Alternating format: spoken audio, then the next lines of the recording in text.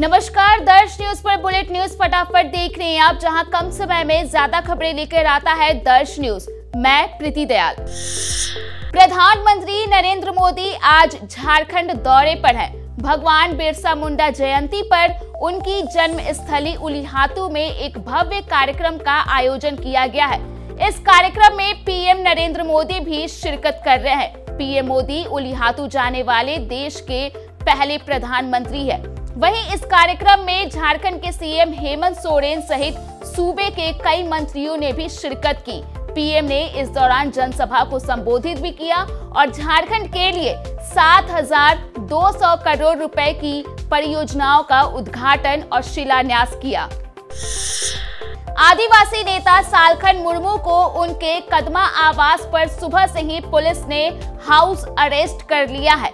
उन्हें आज कहीं आने जाने की इजाजत नहीं है। दरअसल सालखन मुर्मू सेंगेल अभियान का नेतृत्व कर रहे हैं और आज इस अभियान से जुड़े कई सदस्यों ने ये धमकी दी थी, यदि प्रधानमंत्री द्वारा सरना धर्म कोड की घोषणा नहीं की गई तो वो आज आत्मदाह करेंगे।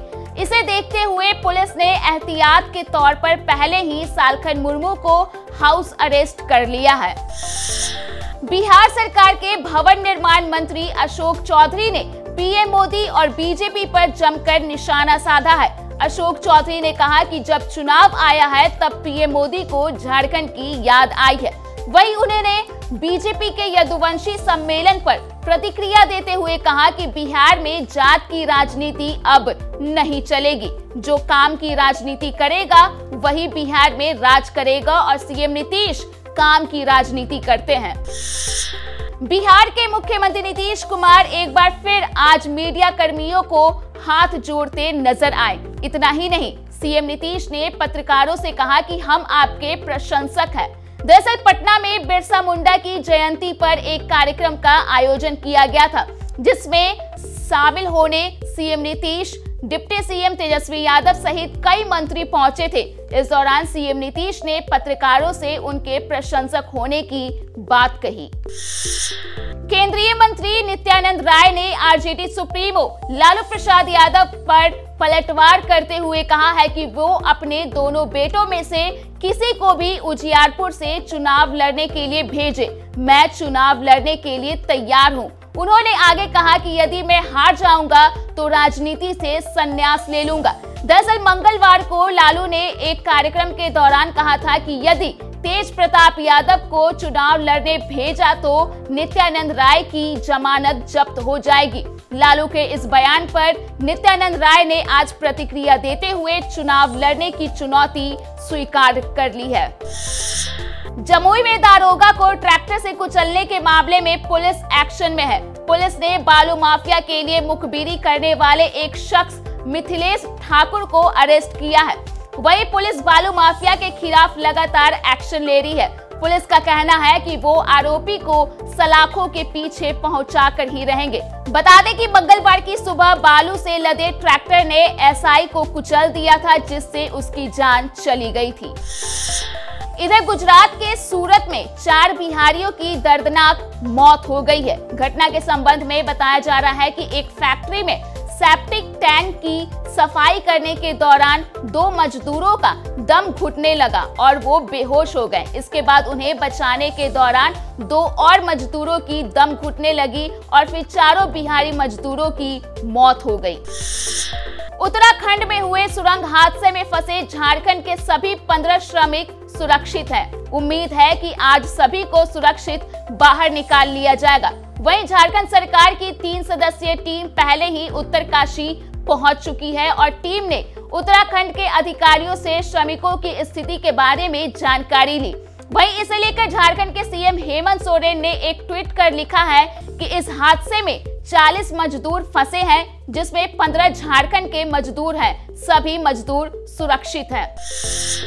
रोहतास में ग्रामीणों के द्वारा 2 बदमाशों को पीट कर जान से मार देने की घटना हुई है। बताया जा रहा है कि 3 बदमाशों पूर्व मुखिया प्रत्याशी और रिटायर्ड फौजी विजेंद्र यादव की हत्या कर भाग रहे थे। इसी दौरान लोगों ने तीनों को पकड़ लिया और जमकर धुनाई कर दी, जिसमें 2 बदमाशों की मौके पर ही मौत हो गई, जबकि एक बदमाश गंभीर रूप से घायल हो गया। घटना सूर्यपुरा थाना क्षेत्र के कल्याणी गांव के पास की है। राजधानी पटना के बिग्रहपुर में एक कबाड़ी की दुकान में आग लग गई। इस घटना से पूरे इलाके में अफरा तफरी मच गई। लोग अपने अपने घरों को छोड़कर सड़कों पर निकल गए। वहीं घटना की सूचना मिलते ही फायर ब्रिगेड की टीम मौके पर पहुंची और स्थानीय लोगों की मदद से कड़ी मशक्कत के बाद आग पर काबू पाया। वहीं आग बुझने के बाद स्थानीय लोगों ने राहत की सांस ली। आग कैसे लगी इसका पता अभी तक नहीं चला है, पर इस आगजनी में लाखों का सामान जलकर स्वाहा हो गया। क्रिकेट वर्ल्ड कप 2023 का पहला सेमीफाइनल मुकाबला आज भारत और न्यूजीलैंड के बीच मुंबई के वानखेड़े स्टेडियम में खेला जा रहा है। भारत के सलामी बल्लेबाजों ने अच्छी शुरुआत करते हुए टीम का स्कोर छठे ओवर में भी 50 के पार पहुंचा दिया। हालांकि ताबड़तोड़ बैटिंग कर रहे रोहित शर्मा 50 रन बनाने से चूक गए और 47 रन के निजी स्कोर पर वो आउट हो गए। इस तरह से 71 रन पर टीम इंडिया को पहला झटका लगा। अब खबर मनोरंजन जगत से।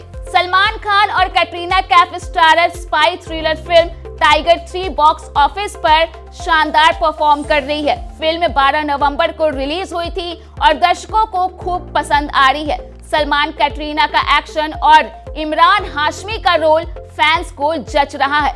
ऐसे में टाइगर 3 हर रोज धमाकेदार कमाई कर रही है। अब खबर मौसम की। राज्य में ठंड ने पांव पसार लिए है। पटना से पूर्णिया तक धुंध का राज है। सुबह के समय में कई जिलों में विजिबिलिटी के साथ साथ पारा भी लुढ़क गया है। पटना मौसम विज्ञान केंद्र के मुताबिक अगले 24 घंटों में राज्य का मौसम शुष्क रहेगा और अधिकांश जिलों में धुंध छाई रहेगी। वहीं राज्य के दक्षिण पश्चिम जिलों के कुछ हिस्सों में मध्यम स्तर का कोहरा छाए रहने की संभावना है। राज्य में अगले 2 से 3 दिन में तापमान में किसी परिवर्तन की संभावना नहीं है। फिलहाल के लिए फटाफट न्यूज में इतना ही। देश और दुनिया के तमाम अपडेट्स के लिए आप बने रहिए दर्श न्यूज के साथ।